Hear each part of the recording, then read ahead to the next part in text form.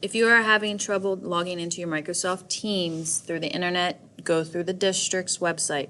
So first go to your web browser, Google Chrome, Microsoft Edge, Internet Explorer, depending on what you have. Then you're going to go to cdschools.org, so www.cdschools.org. Once you're at the district website,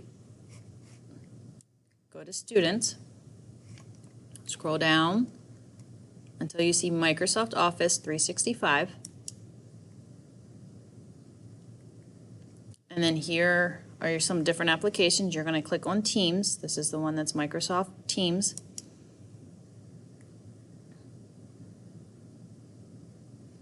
Once you are here, most likely your activity will show up here.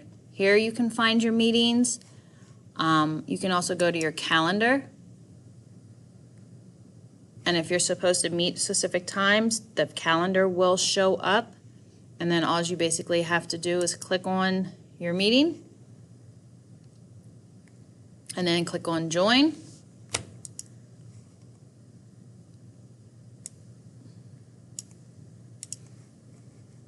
And then there you have it. And there I am. Okay?